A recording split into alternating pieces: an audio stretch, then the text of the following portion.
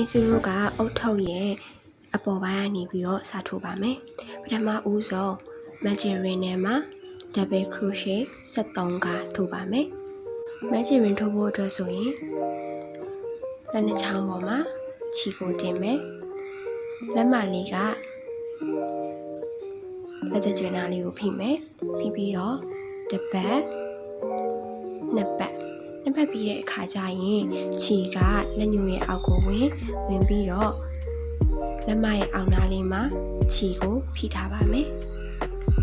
ပြီးတာနဲ့အပ်ကိုယူမယ်အပ်ကိုယူပြီးတော့ဒီအောက်နားကိုဖြတ်မယ်ဖြတ်ပြီးတော့ခြေကိုယူမယ်ယူပြီးတာနဲ့ဒီလိုမျိုး slip stitch လုပ်လိုက်ပါမယ်ဒါဆိုရင်တော့ AC တို့က magic ring လေးရသွားပါပြီ magic ring ရပြီဆိုရင် chain 1 2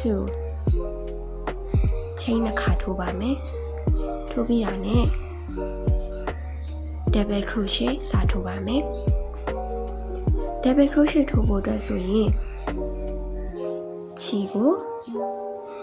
အဲ့နဲ့တစ်ပတ်ရစ်မယ်တစ်ပတ်ရစ်ပြီးတော့ single crochet ထိုးတဲ့အတိုင်းခြေအောက်ကိုအသွင်းမယ်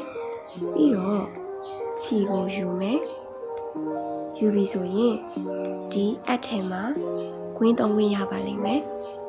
ခြေကိုယူမယ်ယူပြီးတော့ပထမ2ကွင်းလေးကိုအကိုဖြတ်မယ်2ကွင်းရပါမယ်အဲဆိုရင်နောက်ထပ်ခြေယူပြီးတော့2ကွင်းစလုံးလေးကိုဖြတ်လိုက်ပါမယ်ဒါကို double crochet လို့ခေါ်ပါတယ်ဒါဆိုရင် AC တို့ကဒီထဲမှာ double crochet နှစ်ခါရပြီးသွားပါပြီနောက်ထပ်10ကထပ်ထိုးပါမယ်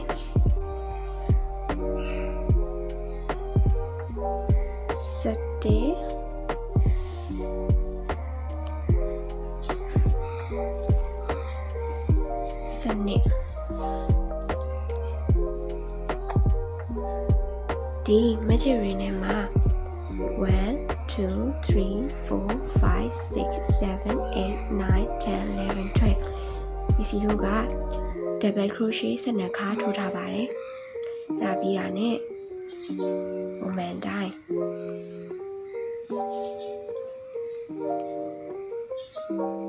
magic ring ကိုအပေါက်ပိတ်ပါမယ်ဒီတို့က magic ring ပြီးသွားပြီဆိုရင်ပထမဦးဆုံးထိုးခဲ့တဲ့ double crochet ရဲ့ stitch ထဲမှာအဝင်ပြီးတော့ slip stitch တစ်ခုကိုထိုးလိုက်ပါမယ် row 2 ထိုးဖို့အတွက် AC တို့က chain 3ခုအရင်ထိုးမယ်ပထမဆုံး double crochet increase အတွက် slip stitch ထိုးထားတဲ့ stitch ထဲမှာ double crochet နှစ်ခါထိုးပါမယ် double crochet တစ်ခါ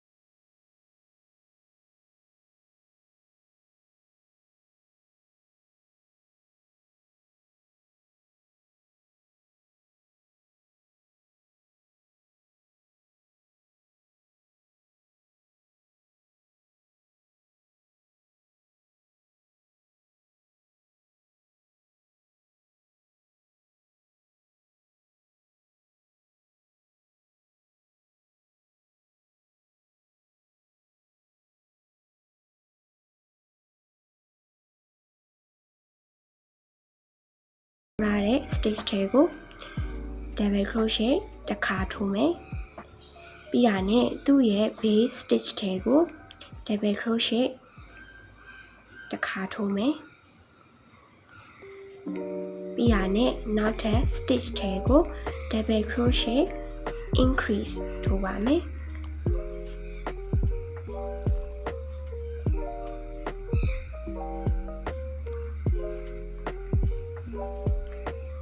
ဒါဆိုရင်တော့ pattern တစ်ကြောပြီးသွားပြီ double crochet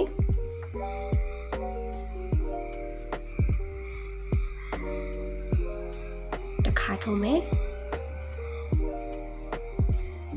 သူ့ရဲ့ base stitch မှာ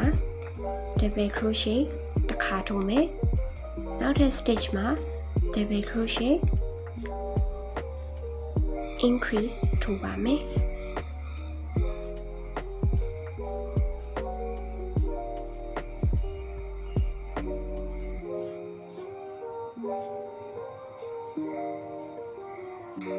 ပြီးရင်ထုံးစံအတိုင်း chain 3 row 5 ရဲ့ pattern ကတော့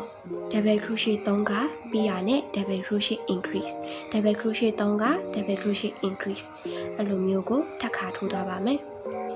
slip stitch ထိုးထားတဲ့ stitch တွေကို double crochet တစ်ခါထိုးမယ်သူ့ရဲ့ base stitch ကို double crochet တစ်ခါထိုးမယ်နောက် stitch ကိုလည်း double crochet တစ်ခါထိုးမယ် double crochet 3 ခါထိုးပြီးသွားပြီဆိုရင်သူ့ရဲ့ base stitch ကို double crochet increase တစ်ခါထိုးပါမယ်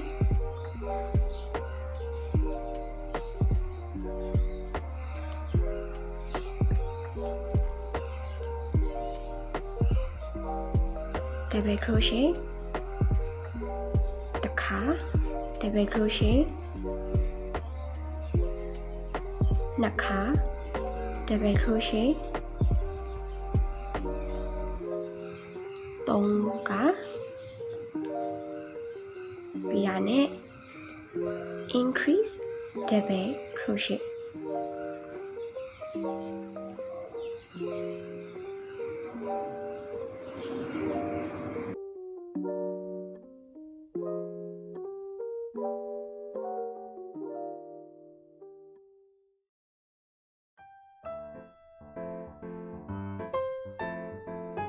rose ရဲ့အတွက် pattern က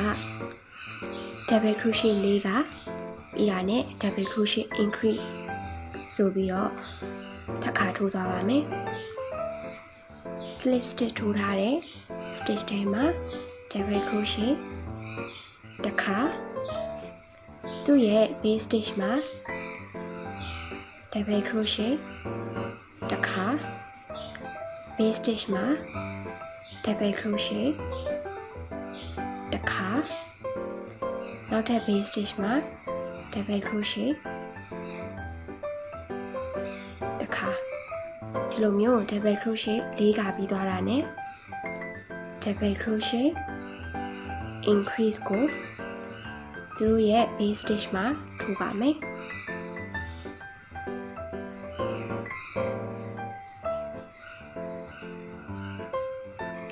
stitch နောက်ဆုံးထိထိုးပါမယ်ပထမဆုံး double crochet ရဲ့ stitch တွေကို slip stitch ထိုးပြီးတော့ row 6 ကိုအဆုံးသတ်ပါမယ် row 7 ထိုးဖို့အတွက် chain 3 ကိုတက်မယ် slip stitch ထိုးထားတဲ့ stitch တွေကို double crochet တစ်ခါထိုးမယ် base stitch တွေကို double crochet တစ်ခါ base stitch တွေကို double crochet တစ်ခါနောက်ထပ် double crochet တစ်ခါ double crochet တစ်ခါ double crochet 5 ခါပြီးသွားတာနဲ့ double crochet increase ကိုသူတို့ရဲ့ base stitch ထဲမှာထိုးပါမယ်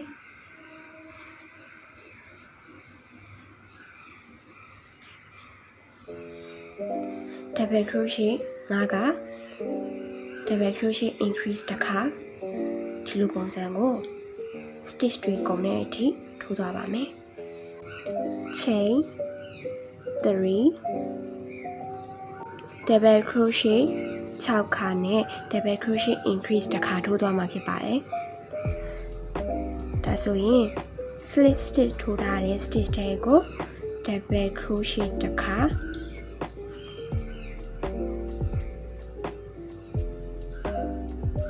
ဒီ stitch ကို double crochet တစ်ခါနောက်တတိယမြောက် stitch ကို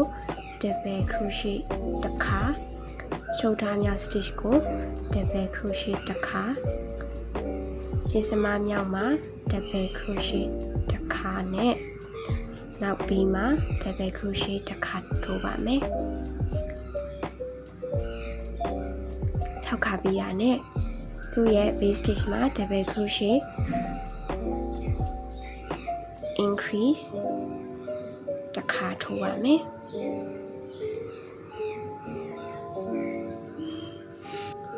ဒီလိုမျိုးပဲ double crochet 6ခါနဲ့ double crochet increase တစ်ခါကို stitch ကုန်တဲ့အထိထိုးသွားပါမယ် row 8ပြီးသွားတဲ့အခါ stitch ပေါင်း96ခုရှိရပါမယ်ပုံမှန်အတိုင်း chain 3ခုထိုးပြီးတဲ့အခါ row 9အတွက် double crochet ကြီးပဲထိုးသွားပါမယ် slip stitch ထိုးထားတဲ့ stitch တွေကို double crochet တစ်ခါပြီးတော့လာမဲ့ stitch တွေထဲမှာလည်း double crochet တစ်ခုချင်းစီထိုးသွားပါမယ်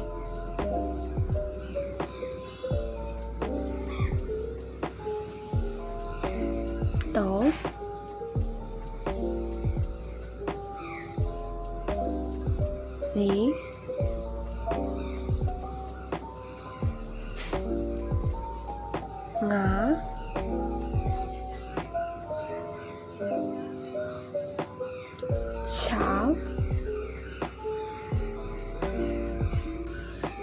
round 9ပြီးသွားတဲ့အခါမှာတော့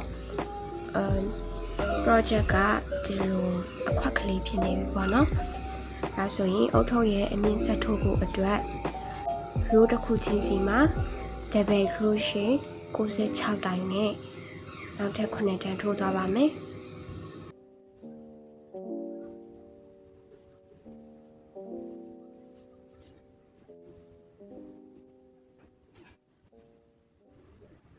2,000 years later အုတ်ထုပ်ရဲ့ဘေးအတွန်းပိုင်းကိုဆက်ထိုးပါမယ်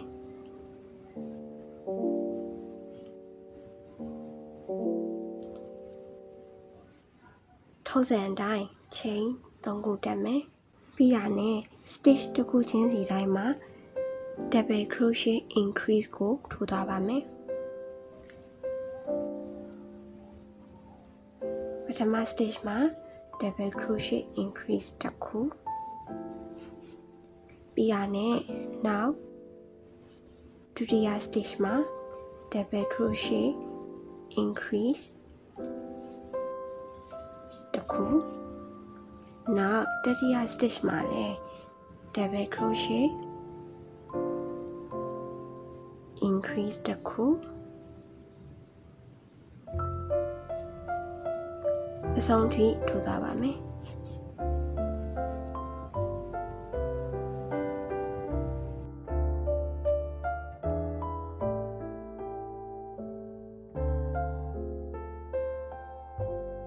နောက် row တစ်ခုအတွက် chain 3ခုတက်မယ်ပြီးရနဲ့ stitch တိုင်းမှာ double crochet တစ်ခုချင်းစီထိုးသွားပါမယ်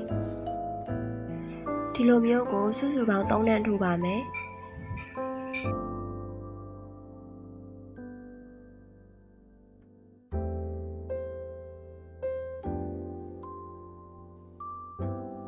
ပြီးတာနဲ့ chain တစ်ခုထိုးပြီးတော့ခြေကိုဖြတ်ပြီးအစသိမ်းလို့ရပါပြီ